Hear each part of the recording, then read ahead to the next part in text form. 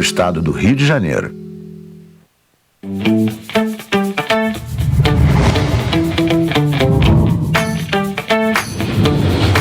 TVC, a TV do Correio da Manhã.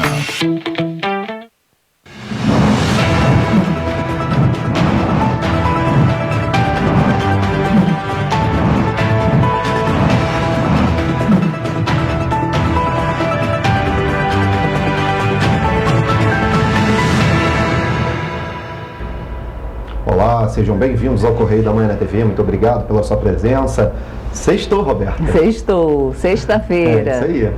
Olá para você que está em casa, seja muito bem-vindo. Gente, Jorge, olha só, e o fim de semana começou aí com dias de sol com algumas nuvens. Nós temos aí imagem de hoje cedinho em Petrópolis. Está aí céu azul com algumas nuvens. É até bonitinhas as nuvens assim, né? É verdade. Vamos agora às notícias desta sexta-feira, dia 21 de janeiro. Feriado de São Sebastião movimenta a rede hoteleira em Petrópolis. Ocupação está em 70%. Após denúncias de moradores, Polícia Militar realiza arrastão do bem no Vicenço Rivete. Polícia Federal executa extradição de estrangeiro procurado pela Justiça Uruguaia. 4 famílias precisam deixar residências após deslizamento de pedras na posse. Brasil tem queda de 42,6% nos casos de dengue entre 2020 e 2021, mas números ainda são altos. Anvisa libera Coronavac para crianças e adolescentes entre 6 e 17 anos. E engenheira agrônoma fala da importância da análise de solo em áreas de plantio. Agora, no Correio da Manhã na TV.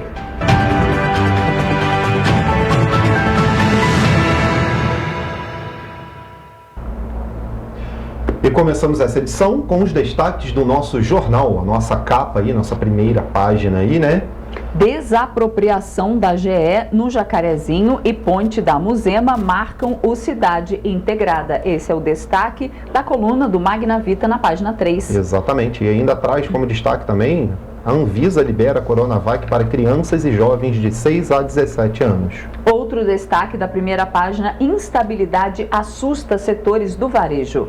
E PGR rebate atribuição a Aras por pagamentos a integrantes do MPU.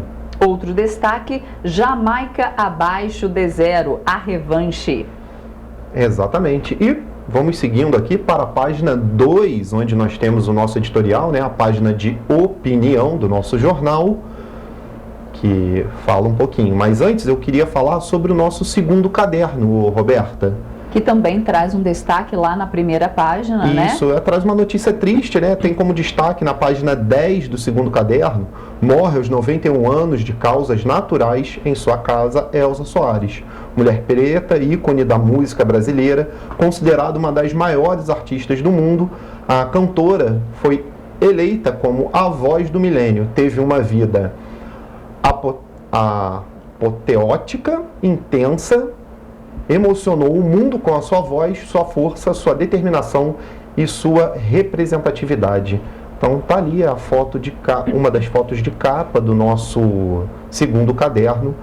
Infelizmente, a triste partida de Elza Soares. Exatamente. Agora sim, eu estava me adiantando, vamos às notícias do nosso editorial na segunda página do nosso jornal. Exatamente, na página de opinião, vamos ao nosso primeiro editorial. Isso. Quando o assunto é vacina, reforço nunca é demais.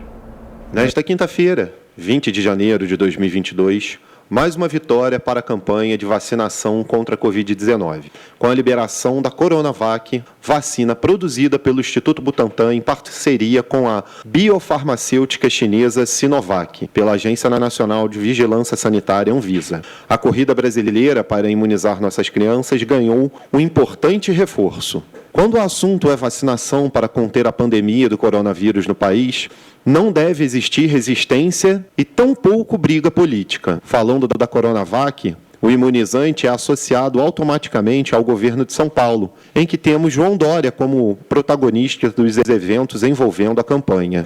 Ação esta criticada muitas das vezes por integrantes do governo federal, como pelo nosso ministro da Saúde, Marcelo Queiroga. Mas isso tudo que é divulgado por Dorian deve ser muito mais abrangente, deve sim ser comemorado pelos paulistas, mas também pelos brasileiros e até mesmo pelos políticos opostos ao PSDB do governador. E o editorial continua. A liberação faz com que nossas crianças consigam ser imunizadas contra a variante Ômicron em menos tempo. É uma notícia muito positiva. Como uma leitora do Correio relatou em sua carta ao leitor nesta semana, que essa disputa, entre aspas, para vermos qual estado irá completar a vacinação de crianças e adolescentes primeiro, como também existiu na fase de imunização dos adultos, deva existir sim. Quem sairá ganhando é o povo brasileiro. Todo o esforço do país durante a campanha contra o vírus foi observado e possivelmente aplaudido pelo mundo. Se não foi, deveria ter sido.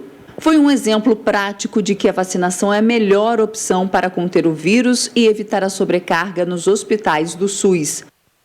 Ainda mais, evitar também que nossa linha de frente, nossos valiosos profissionais da saúde, chegassem aos seus limites devido à demanda de serviços de atendimento que a eles foram impostos durante os últimos 2 anos. E o nosso segundo editorial, Jorge, como a economia pode afetar uma eleição? As dificuldades econômicas impostas pela Covid-19 no Brasil também podem ser vistas nos Estados Unidos, que vive uma das mais altas inflações dos últimos 39 anos, de 8%. O que Joe Biden não tem, que é algo que Bolsonaro tem, é o controle do Congresso Nacional. Muitos podem ter criticado este alinhamento do presidente com o Centrão, mas ele se faz útil para a aprovação de medidas para alavancar o país no momento pós-pandemia. As reformas administrativas e tributárias, se aprovadas, também ajudariam o Brasil a sair na frente na América Latina, na retomada da economia. Porém, elas esbarram no processo eleitoral, por serem impopulares para alguns setores socioeconômicos. Biden tem, por incrível que pareça, a sombra de Donald Trump, que já desperta saudades atormentando o Partido Republicano, fazendo com que muitos deputados e senadores, como destacou em um discurso para a nação, não votem conforme a sua consciência política, e sim pela trumpista. E o editorial continua. A diferença entre os dois está justamente no ano eleitoral. Enquanto Bolsonaro busca a reeleição, Biden terá que mostrar seu carisma aos eleitores, pois os Estados Unidos vão renovar 2/3 da Câmara e 1/3 do Senado.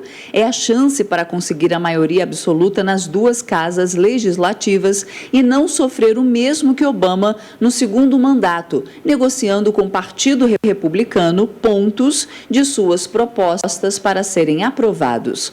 O problema é que no Brasil, o pleito legislativo acontece ao mesmo tempo em que o presidencial, fazendo com que os currais eleitorais falem mais alto do que o carisma dos candidatos à presidência da República. De qualquer forma, tanto Biden quanto Bolsonaro terão um longo ano pela frente para reverter o quadro econômico em seus países e fazer disso uma plataforma de campanha para conseguirem alavancar entre os eleitorados norte-americano e brasileiro.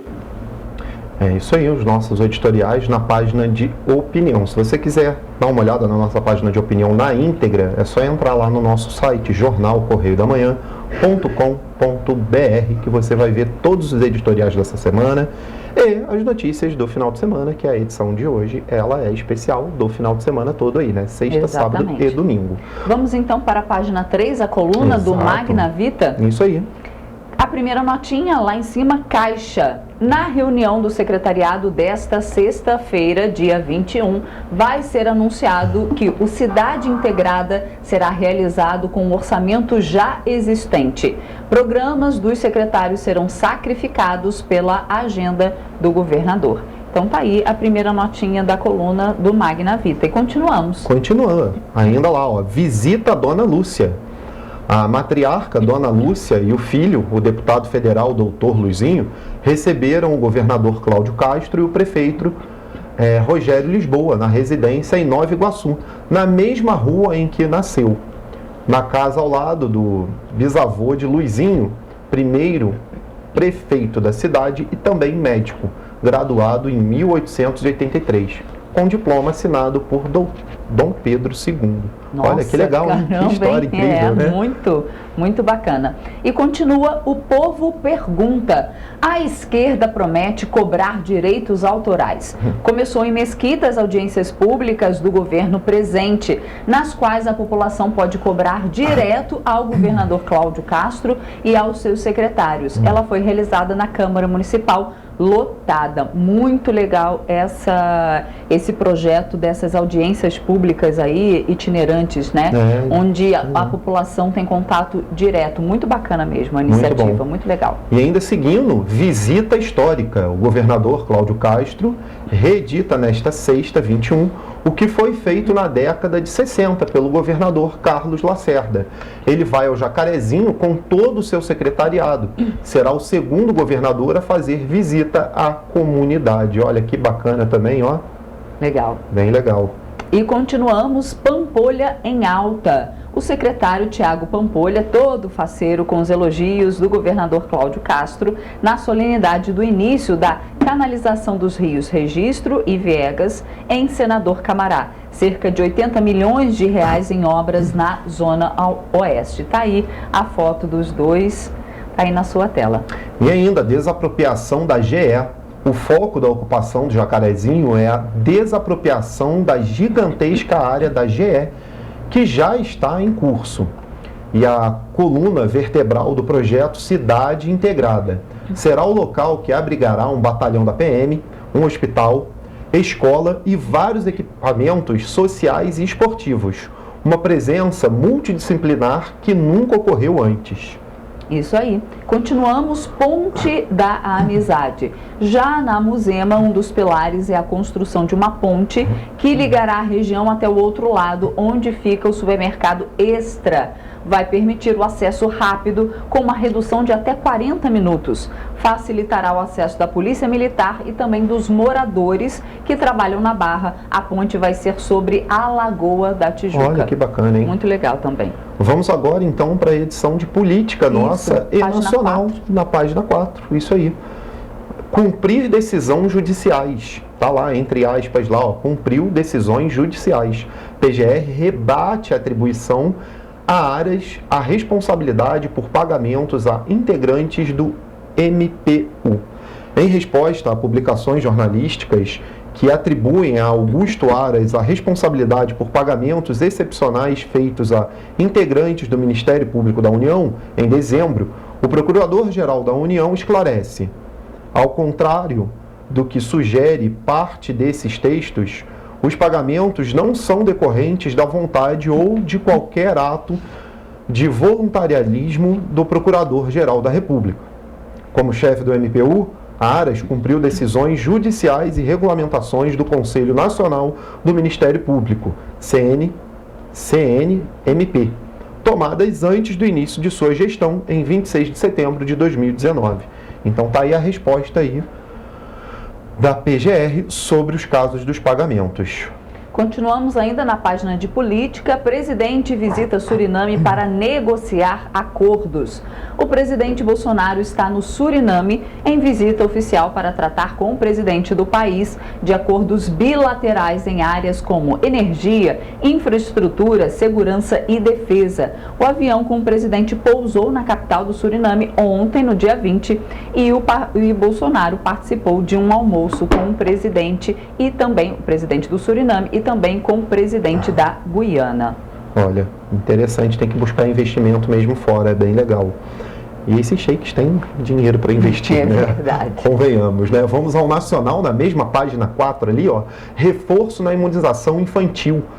A Agência Nacional de Vigilância Sanitária, a Anvisa, aprovou na quinta-feira a aplicação do imunizante Coronavac em crianças e adolescentes com idade entre 6 e 17 anos. Mas, no segundo bloco, nós temos uma matéria mais extensa sobre isso, explicando melhor aí, mas temos também no Correio da Manhã, no nosso jornal, essa matéria aí para você dar uma olhadinha nela e ver na íntegra, só acessando o nosso site lá para você ver.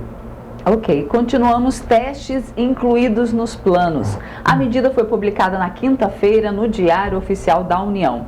Já em vigor a Resolução Normativa 478, publicada ontem no Diário Oficial da União pela Agência Nacional de Saúde Suplementar, que inclui os testes rápidos de Covid-19 na lista de coberturas obrigatórias para beneficiários de planos de saúde.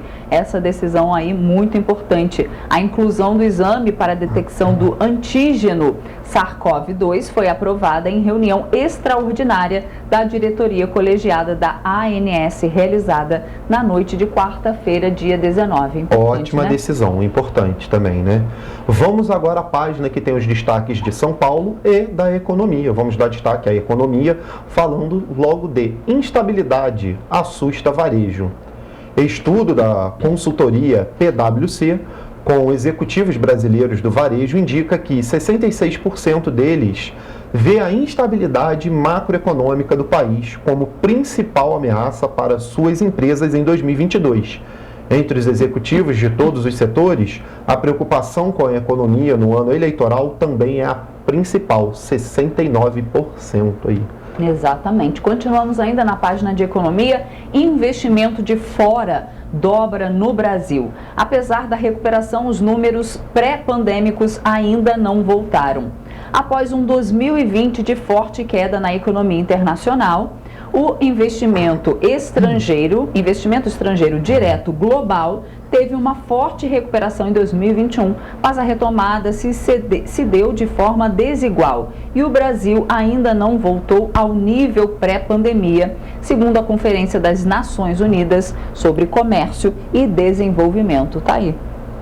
Vamos então agora à página do Rio, para os destaques aqui do nosso estado aqui, ó. As disparidades da Covid no Rio. O estado registra baixos índices de internação e a capital tem 64% dos leitos ocupados. A escalada de novos casos da Covid-19 neste início de ano ampliou a pressão sobre os hospitais em diversos estados e municípios. Aqui no Rio, a situação está um pouco peculiar. Enquanto o estado enfrenta um cenário mais tranquilo, com apenas 10% dos leitos de terapia intensiva da rede ocupados por pacientes com Covid-19, a capital tem um cenário mais assustador, com 64% dos leitos de UTI reservados para a doença preenchidos.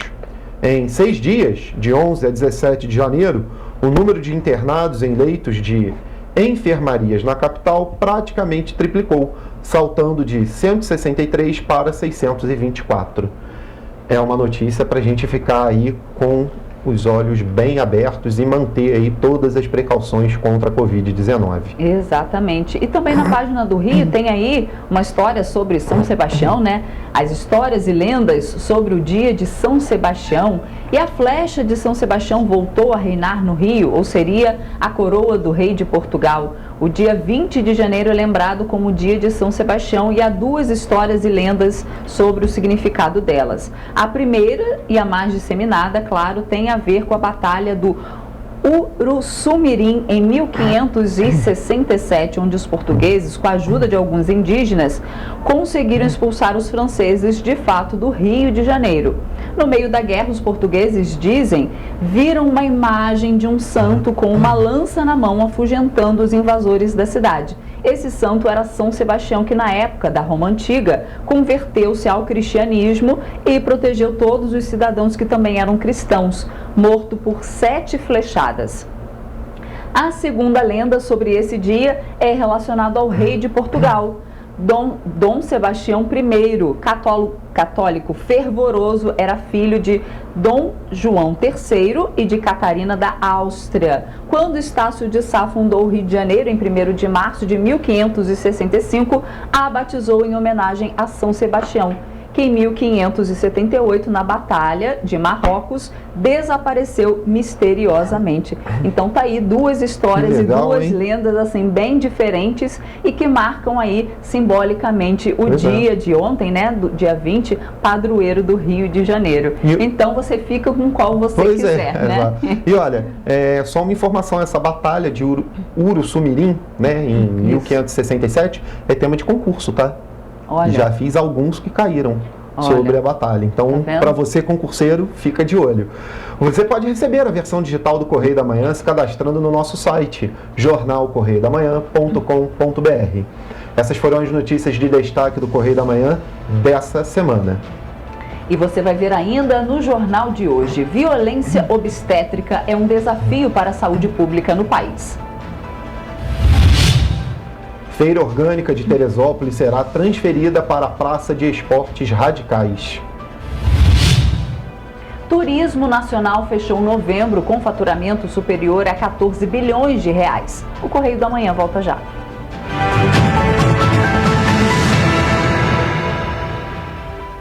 Que o Rio de Janeiro continua lindo, a gente já sabe. Mas o que você não sabe é que o estado também está mais forte do que nunca. Com a casa arrumada, a economia entrou no rumo certo, o do crescimento. Duvida? Então anota aí. O Rio tem mais de 6 bilhões em caixa para investir e turbinar a economia fluminense. O salário dos servidores está em dia e ainda vem aumento por aí, hein? Quer mais? 100% dos empregos perdidos na pandemia já foram recuperados. Em um ano, foram criados mais de 90 mil novos empregos com carteira assinada. É trabalho para muita gente. Mas não para por aí não. Mais de 70 bilhões vão ser colocados em empreendimentos privados no estado até o final de 22. Vamos combinar. É hora de investir e empreender no estado que está novamente na onda dos negócios.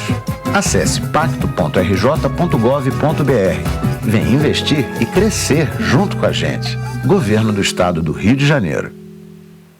Seus olhos estão preparados para se encantar? Seu coração preparado para sentir? Então você está preparado para viajar pelo estado do Rio de Janeiro. E nós estamos preparados para você. O avanço da vacinação permitiu a retomada do turismo e a abertura de novos postos de trabalho. Estamos seguindo os protocolos para que todos possam se sentir seguros. Prepare-se para o Rio de Janeiro, porque o Rio de Janeiro já está preparado para você. Governo do Estado do Rio de Janeiro. Sem tempo a perder.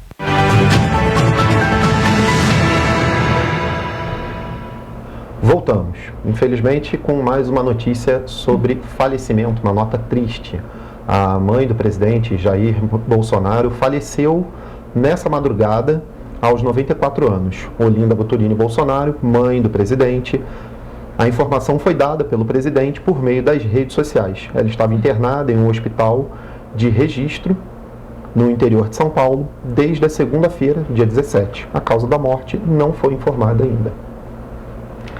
Nas últimas semanas, um assunto que era pouco comentado tomou conta da mídia brasileira: a violência obstétrica. O tema ganhou atenção após uma digital influencer denunciar a situação que viveu durante o parto. Mas o problema é bem mais comum do que se imagina. Mesmo que pouco comentada, a violência obstétrica já fez parte da história de muitas mulheres brasileiras. O termo ganhou notoriedade depois que a influenciadora Chantal Verdelho acusou o ginecologista Renato Calil de maus tratos durante o parto em uma maternidade particular na capital paulista. Mas afinal, o que é a violência obstétrica? A violência obstétrica, ela não está ligada somente no fator violência na hora do parto. Ela vai muito além disso. A violência obstétrica, ela tem vários fatores, que seja por negligenciada, seja psicológica, raça em questão, abortiva, um mau atendimento na hora que você vai fazer uma ficha no balcão da maternidade.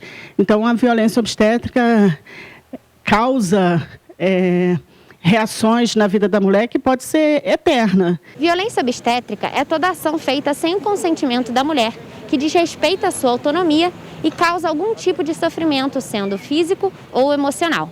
E este tipo de violência pode ser praticado tanto por médicos quanto por outros profissionais que atuam no ambiente obstétrico. Na rede pública, as gestantes estão ainda mais suscetíveis, de acordo com o levantamento Nascer no Brasil, da Fundação Oswaldo Cruz, de 2012. O estudo mostra que 30% das mulheres atendidas em hospitais privados sofrem violência obstétrica, enquanto no Sistema Único de Saúde a taxa é de 45%. A questão da violência obstétrica, não existe uma lei ainda no Brasil, como existe a Lei Maria da Penha. Infelizmente, ainda nós estamos lutando por isso. Mas a mulher é protegida por nossa Constituição, que ela protege a mulher em toda a integridade dela, física e moral. Segundo estudos de base populacional realizados no Brasil, a prevalência nos hospitais de casos de violência obstétrica tem variado entre 18% e 44%. Apesar da alta prevalência, há poucos estudos epidemiológicos nacionais sobre esse tema. Na última década, o interesse por essa forma de violência contra a mulher tem crescido principalmente devido aos movimentos feministas e a grupos que tentam resgatar o protagonismo da mulher nesse momento tão especial da vida. Especialistas ressaltam que o mais importante é denunciar esses casos. Só denunciando que as coisas saem debaixo do tapete e que as atitudes possam vir ser tomadas sempre severamente e com punições, porque geralmente a gente acaba vendo um cenário que um protege o outro. Todas as ações são importantes, ainda que você possa ter medo de ingressar com essa ação, não tenha esse medo, porque é uma coisa que diz direito a você, a sua pessoa, e você não pode se calar. Vamos terminar com essa situação, vamos parar com essa situação no Brasil, porque tem sido uma coisa muito triste. O Brasil registrou queda de 42,6% no número de casos prováveis de dengue entre 2020 e 2021. No ano passado, foram notificados mais de 543 mil infecções, contra pouco mais de 947 mil em 2020. Os dados são do Ministério da Saúde. Veja na reportagem de Palome Custódio. O Brasil registrou queda de 42,6% no número de casos prováveis de dengue entre 2020 e 2021. No ano passado, foram notificadas mais de 543 mil infecções contra 947 mil em 2020. Os dados são da Secretaria de Vigilância em Saúde do Ministério da Saúde. O coordenador-geral de Vigilância de Arboviroses da pasta, Cássio Peterka, afirma que, apesar dos números positivos, quase todos os municípios do Brasil ainda possuem transmissão de dengue, zika ou chikungunya, ou as três concomitantemente. Além disso, mesmo em cidades com menos casos, a quantidade de pessoas infectadas pode subir. Mesmo não tendo havido aumento de um ano para o outro, uma vez que o ano anterior foi de números altos, essa não é uma boa comparação. O combate ao Aedes aegypti, transmissor das três doenças, é a principal forma de prevenção. A campanha do Ministério da Saúde orienta que as medidas para evitar água parada sejam incorporadas na rotina da população, como explica Cássio Peterka. Mesmo não tendo havido aumento de um ano para o outro, uma vez que o ano anterior foi de números altos, essa não é uma boa comparação. O sanitarista da Fundação Oswaldo Cruz de Brasília, Cláudio Maierovitch, destaca que 2020 foi um ano de muitos casos e, por isso, não se deve relaxar com a queda de contágios. Mesmo não tendo havido aumento de um ano para o outro, uma vez que o ano anterior foi de números altos, essa não é uma boa comparação. Para evitar a proliferação do mosquito, a população deve checar calhas, garrafas, pneus, lixo, vasos de planta e caixas d'água. Não deixe água parada. Combata o mosquito todo dia. Coloque na sua rotina. E a Agência Nacional de Vigilância Sanitária aprovou a aplicação do imunizante Coronavac em crianças e adolescentes com idades entre 6 e 17 anos, exceto em caso de menores imunossuprimidos, ou seja, com baixa imunidade. A decisão foi tomada durante reunião extraordinária da diretoria colegiada. Crianças e adolescentes com comorbidades também vão poder receber a vacina, que vai ser aplicada em 2 doses, com um intervalo de 28 dias. A vacina da Coronavac é a mesma utilizada atualmente na imunização de adultos, sem nenhum tipo de adaptação para uma versão pediátrica. A decisão foi unânime. 5 diretores votaram a favor da liberação. Por meio das redes sociais, o ministro da Saúde, Marcelo Queiroga, comentou a aprovação do uso emergencial da Coronavac para a faixa etária de 6 a 17 anos. Segundo ele, todas as vacinas autorizadas pela Anvisa são consideradas para o Plano Nacional de Operacionalização da Vacinação contra a Covid-19. O setor de turismo fechou novembro do ano passado com faturamento de 14 bilhões e 700 milhões de reais, 19,3% superior ao registrado do mesmo mês de 2020. Essa foi a 8ª elevação mensal seguida no setor. Os dados são da Federação do Comércio de Bens, Serviços e Turismo do Estado de São Paulo, a FEComércio. O destaque do mês foi para o transporte aéreo, que superou em 63,3% o faturamento de novembro do ano anterior. O grupo Hotéis, Pousadas e Restaurantes também se destacou.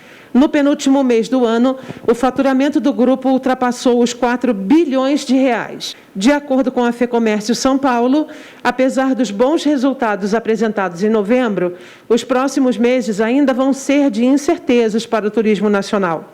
Com a chegada da variante Ômicron, o cenário se transformou e os números de 2 meses atrás não refletem o impacto da nova onda de Covid-19 em 2022. A Polícia Federal extraditou nesta terça-feira um estrangeiro procurado pela Justiça do Uruguai para responder pelos crimes de posse de substâncias entorpecentes proibidas para fins diversos de consumo, incêndio e posse não autorizada de arma de fogo e munições. O extraditado é uruguaio e estava preso desde março de 2021 no presídio de Santana do Livramento em virtude de mandado de prisão para extradição expedido pelo Supremo Tribunal Federal. O preso tem 34 anos e foi entregue pela Polícia Federal às autoridades uruguaias na cidade de Santana do Livramento. Participaram do processo a representação regional da Interpol no Rio Grande do Sul, o Escritório Central Nacional da Interpol no Brasil e a Delegacia de Polícia Federal em Santana do Livramento. Nome e foto do uruguaio não foram divulgados. 18 de 31 barragens que estão em situação de emergência em Minas Gerais vão ter que passar por algum tipo de intervenção preventiva devido às fortes chuvas das últimas semanas.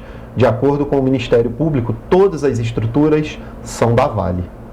O Ministério Público e o Governo de Minas solicitaram no dia 11 de janeiro que as mineradoras Vale, ArcelorMittal e Minérios Nacional S.A. informassem a situação das 31 barragens. Os dados já foram enviados pelas empresas. A análise realizada pelo MP e a Fundação Estadual do Meio Ambiente, FEAM, identificou que 18 estruturas da Vale apresentam ocorrências que devem ser tratadas para evitar prejuízos de funcionamento. 3 delas estão em nível 3 de emergência.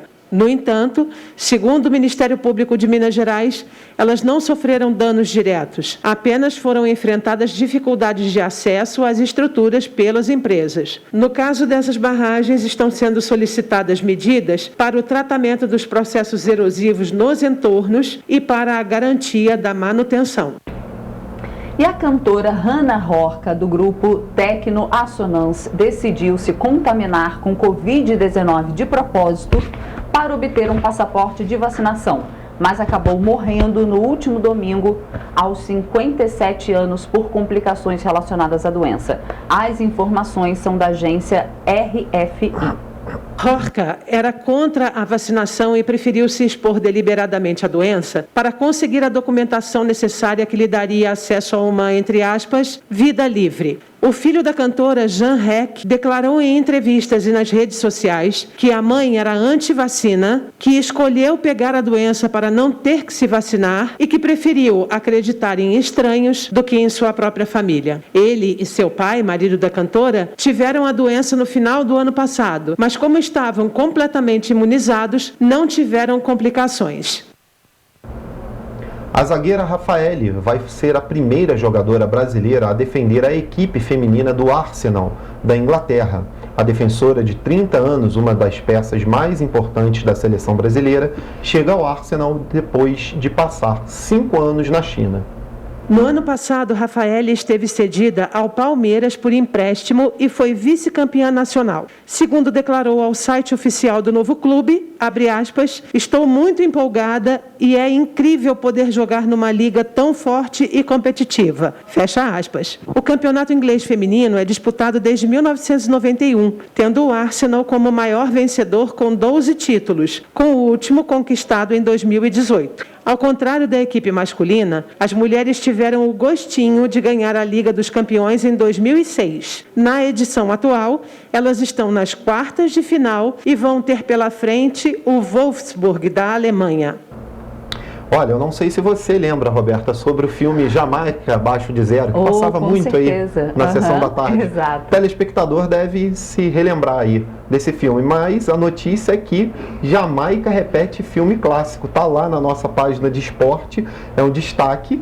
O país quer seguir enredo de Jamaica Abaixo de Zero nos Jogos de Inverno. Então tá aí, a equipe da Jamaica vai competir nos Jogos de Inverno, né? Foram 24 anos de ausência, mas a Jamaica vai novamente ter um trenó competindo no 4-man do Bosman, nos Jogos Olímpicos de Inverno de 2022 em Pequim. Olha que bacana aí. Acho que todos nós seremos Jamaica nesses Jogos, hein? Bacana. E você vai ver depois do intervalo. Petropolitana é produtora executiva do único curta-metragem brasileiro que concorre ao Urso de Ouro no Festival de Berlim. Sicomércio Petrópolis, Sebrae e Senac promovem capacitação gratuita para o fortalecimento do varejo local. Instituto dos Meninos Cantores de Petrópolis está com vagas abertas para o curso gratuito de formação musical. A gente volta já.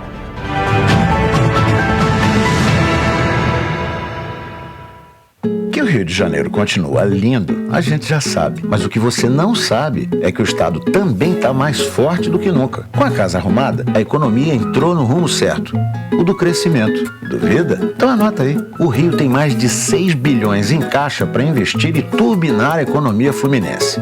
O salário dos servidores está em dia e ainda vem aumento por aí, hein? Quer mais? 100% dos empregos perdidos na pandemia já foram recuperados. Em um ano, foram criados mais de 90 mil novos empregos com carteira assinada. É trabalho para muita gente.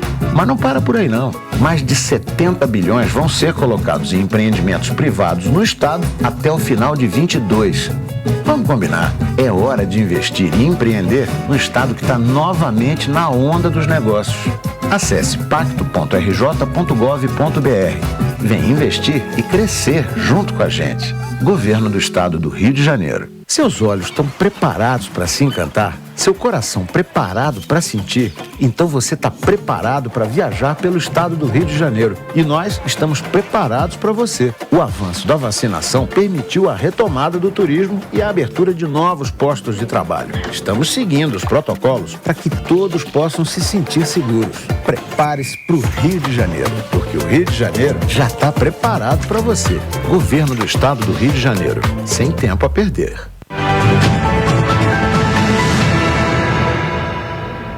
Voltamos.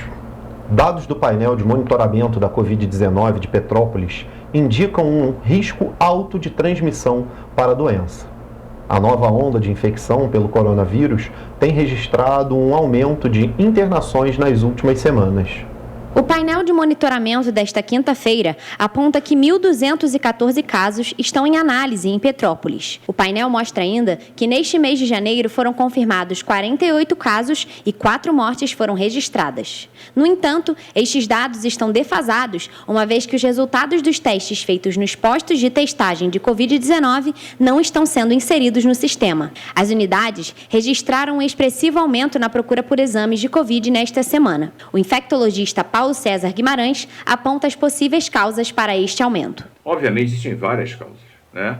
A negligência é uma delas, talvez a mais importante, mas existe também variantes que estão surgindo, elas não existiam anteriormente, a Ômicron, e talvez outros fatores que não saibamos a causa, mas a negligência daquelas pessoas que acham que a pandemia acabou, então não há mais necessidade de tomar nenhuma iniciativa, nenhuma precaução.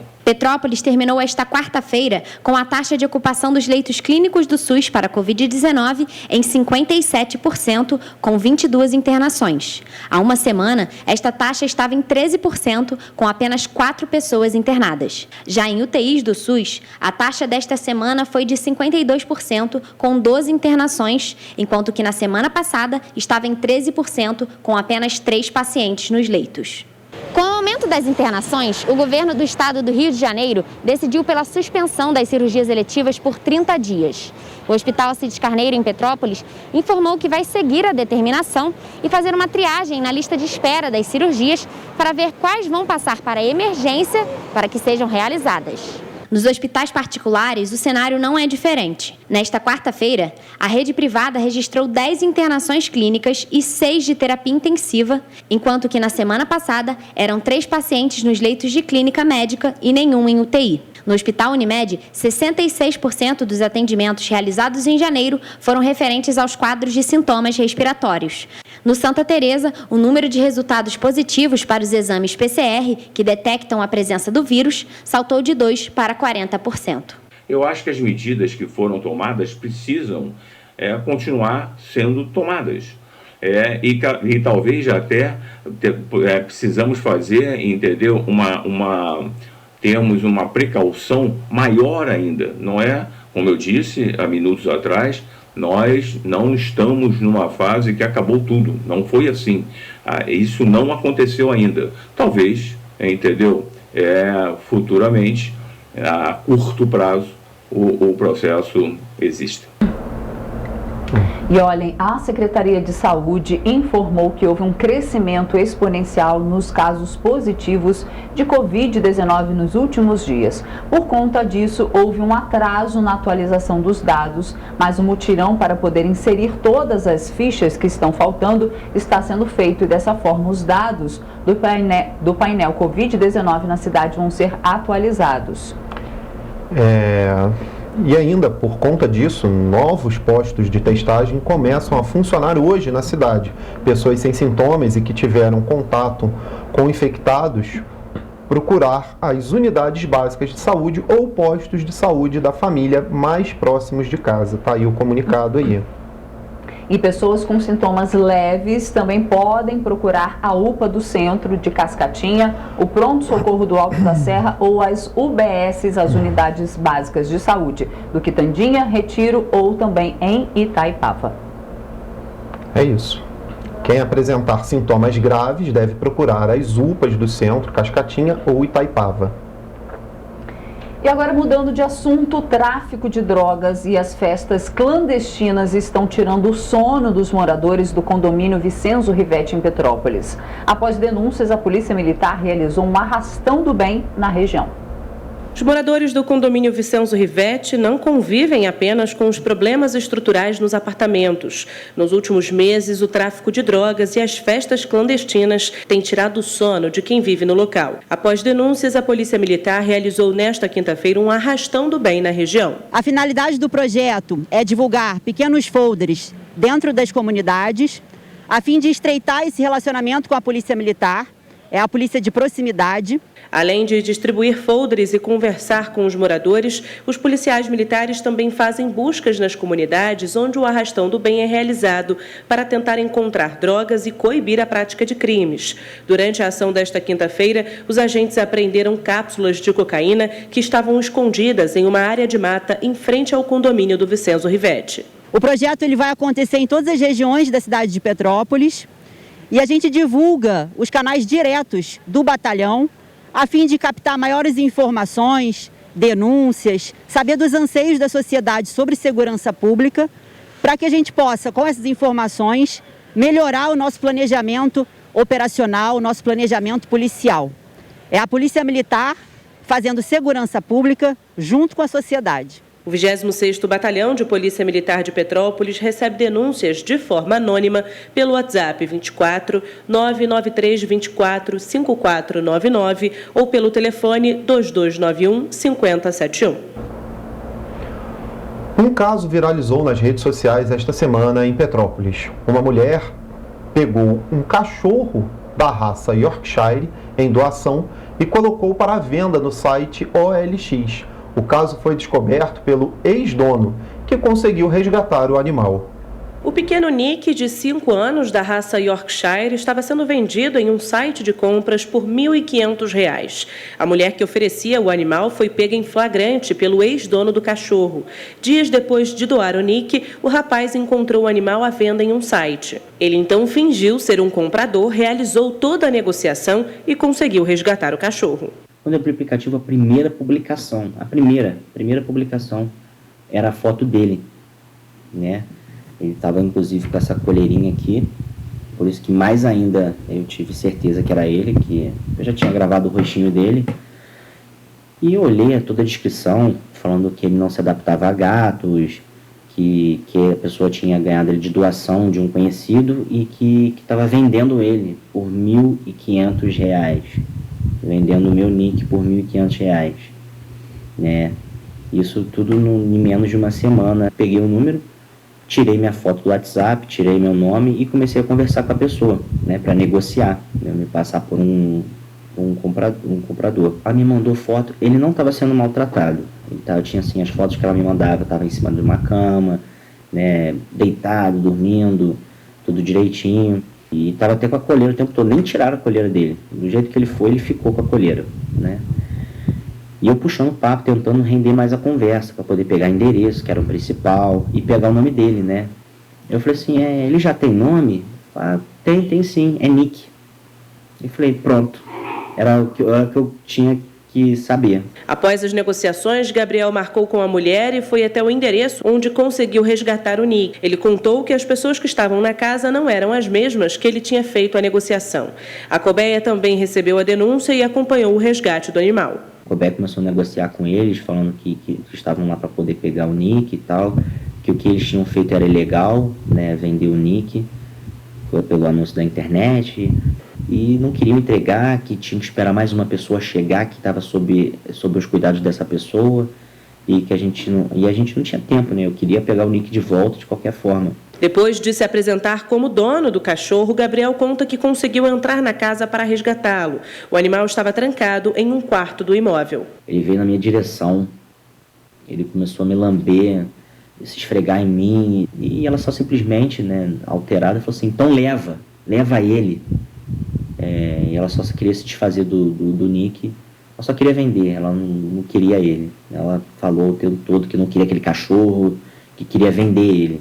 Mesmo que vocês conheçam as pessoas, que vocês peguem confiança, sempre desconfie, porque às vezes a gente acredita ser uma coisa e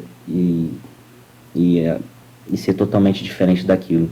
Gabriel conta que quis doar o Nick porque ele não se deu bem com os gatos e com os outros cachorros que ele já tinha, mas que agora o animal está de volta ao lar. Ele também alerta para que as famílias que queiram doar os pets tomem cuidado e busquem todas as informações possíveis na hora de entregá-los para adoção. E eu acabei descobrindo que a família que eu tinha doado primeiro ficou 2 dias com ele.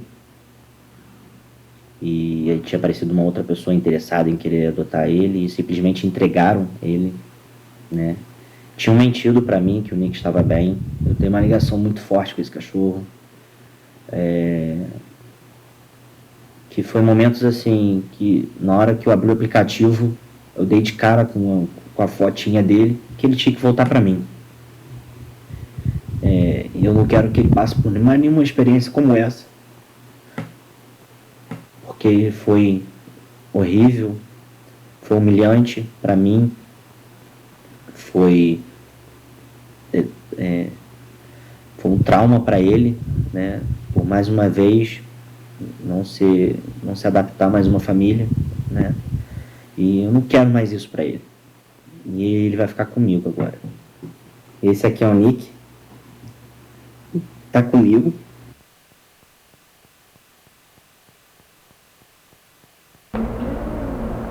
Isso aí.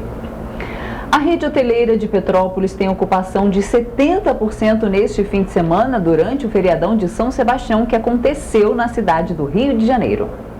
O feriado pelo dia de São Sebastião na cidade do Rio de Janeiro é nesta quinta-feira. E na sexta, dia 21, o município do Rio decretou ponto facultativo. Com o feriadão, os turistas aproveitaram para subir a serra. De acordo com dados do Petrópolis Convention e Visitors Bureau, a ocupação hoteleira está em 70%. É com bastante otimismo e expectativa que o setor de turismo da cidade de Petrópolis está aguardando o feriado de São Sebastião, feriado que acontece na cidade do Rio de Janeiro e que geralmente as pessoas sobem para curtir o feriado na cidade imperial e em toda a região serrana.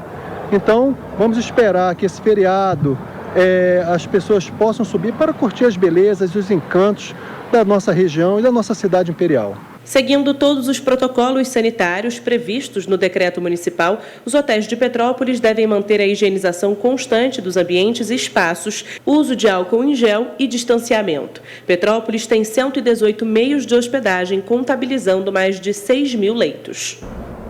O prefeito de Teresópolis, Vinícius Clausen, recebeu uma comissão de expositores da Feira Orgânica e apoiou a transferência temporária do atual espaço, que fica perto da rodoviária, para uma área que vai ser delimitada na Praça de Esportes Radicais, na Várzea. A reunião para definir a situação da Feira Orgânica do município foi promovida na terça-feira. Ela é mantida pela Associação Agroecológica de Teresópolis e conta com a participação de 60 agricultores familiares, que receberam uma notificação judicial para sair da área onde funciona atualmente. O espaço já foi desocupado pela Secretaria Municipal de Serviços Públicos, que mantinha sede administrativa no local. A liberação da área está prevista em acordo judicial. Nesta quarta-feira, representantes das Secretarias Municipais de Esporte, Lazer e de Obras Públicas visitaram a Praça de Esportes Radicais com a comissão de expositores para definir a estrutura necessária para a instalação provisória da Feira Orgânica. Também vai ser estudada a criação de vagas de carga e descarga de mercadorias no entorno da praça nos dias de funcionamento da feira. A iniciativa existe há mais de 10 anos. E o Sicomércio, em parceria com o Sebrae e o Senac, vai oferecer aos empresários de Petrópolis uma série de capacitações e oficinas gratuitas para aperfeiçoamento e fortalecimento nos negócios. O Capacita Varejo vai abordar temas relevantes para o setor de bens e serviços. Os encontros começam no dia 7 de fevereiro, mediante inscrição prévia. O tema, que inicia a sequência de capacitações, vai abordar a Lei Geral de Proteção de Dados e seus impactos nos pequenos negócios. Direcionados aos empresários do comércio, o Sebrae inicia os trabalhos com um tema que foi solicitado pelo próprio setor. O comércio varejista em Petrópolis é responsável por cerca de 20.000 vagas de empregos diretos, se consolidando como o maior empregador do município. São aproximadamente 5.000 estabelecimentos comerciais dos mais variados segmentos. Os encontros do Capacita Varejo vão ser mensais, gratuitos e presenciais, seguindo todos os protocolos sanitários estipulados pela Covid-19. A cada edição, os próprios empresários vão sugerir os temas que vão ser abordados no mês seguinte. É isso. E agora nós temos a previsão do tempo para a nossa região? Exatamente. Vamos à previsão do tempo. A previsão do tempo para hoje é de sol e calor para todas as cidades que formam a nossa área de cobertura. Temos algumas nuvens por causa de uma frente fria que tentou se aproximar do estado. Podemos ter chuva em áreas isoladas por causa da alta umidade. As temperaturas variam entre 18 e 34 graus. Opa, vai ficar quente, hein? Exatamente. Jorge, queria lembrar que o Instituto dos Meninos Cantores de Petrópolis está com vagas abertas para o curso gratuito de formação musical. Então fiquem atentos aí. São 15 vagas apenas para o sexo masculino e as inscrições vão aí até o dia 26 de janeiro. Hoje, dia 21, então corram. Não é isso? É isso aí. E nós temos agora a agenda cultural, né? Exatamente. Vamos ver a programação para o fim de semana.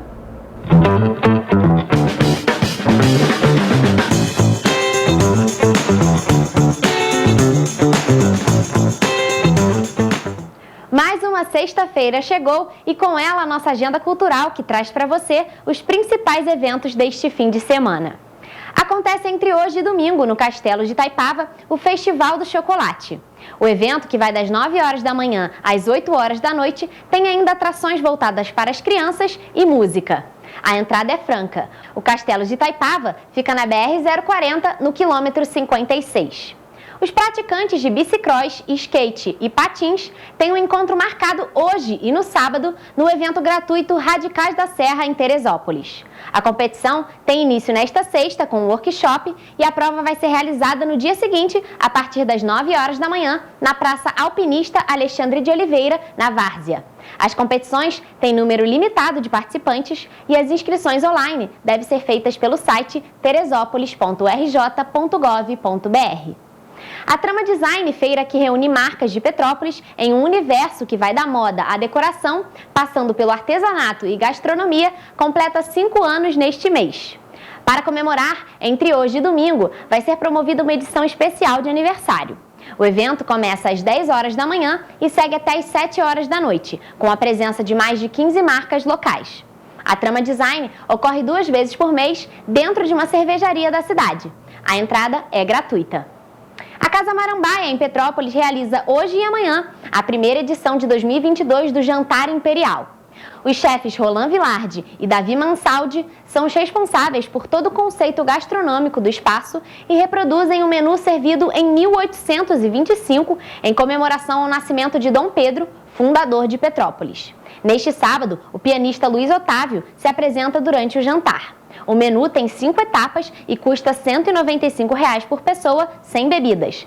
As reservas devem ser feitas pelos telefones 24 2236 3650 ou 99974 7608.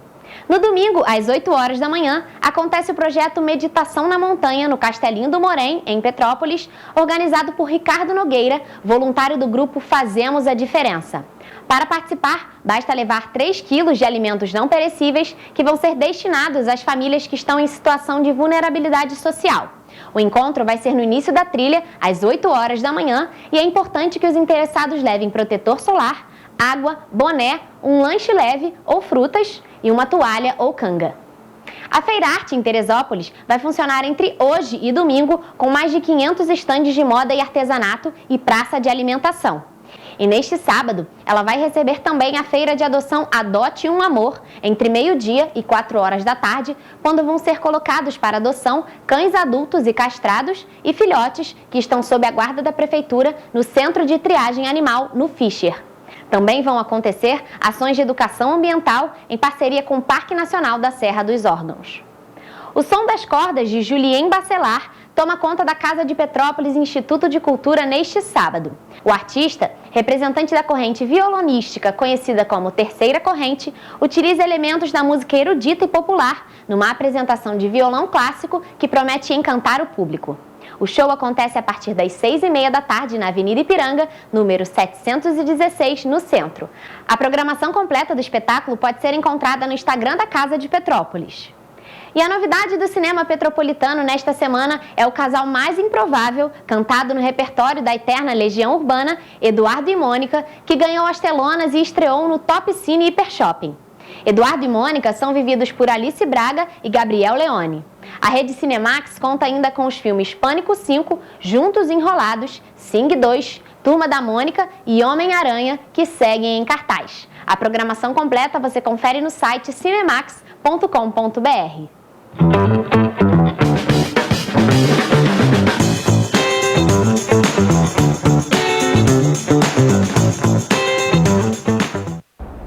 E olha só, Jorge, o único curta-metragem brasileiro selecionado para concorrer ao Urso de Ouro do Festival de Berlim tem a produção executiva da petropolitana Laís Diel, olha só, bacana, que começou os passos no audiovisual no ensino médio profissionalizante do Colégio Estadual Dom Pedro II de Petrópolis. E para poder estar presente na premiação, uma vaquinha foi organizada, olha só. Bacana. O filme tem produção e distribuição da Reduto Filmes, onde a jovem atua ao lado de Adler Costa, Bruno Ribeiro e Tuane Medeiros. Ele foi filmado em 2019, no Rio de Janeiro e em Magé. Depois da indicação, Laís comentou que o momento é de celebração, mas ressaltou as dificuldades enfrentadas pelos realizadores de cinema independente e o cenário econômico do país. Com isso, o grupo busca apoio para conseguir custear os valores necessários para a viagem através de uma vaquinha. Quem quiser colaborar pode fazer as doações pelo site vaca.com.br.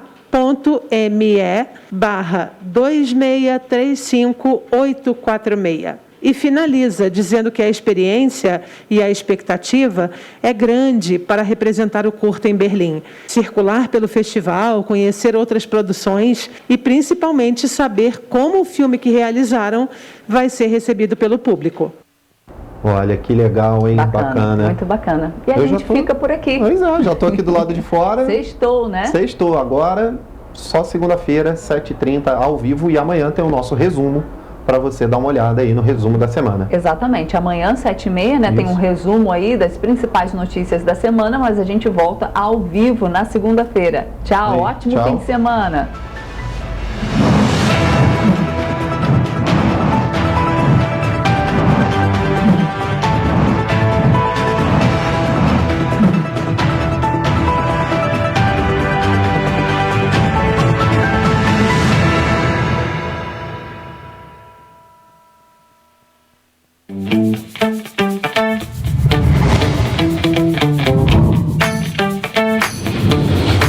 TVC, a TV do Correio da Manhã.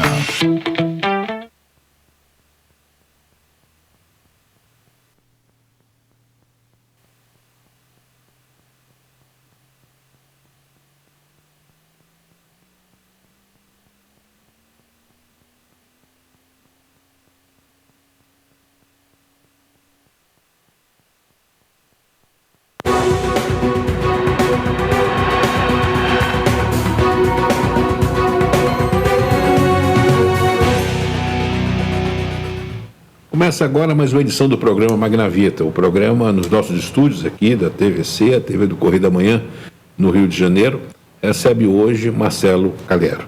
Trata-se também de um convidado que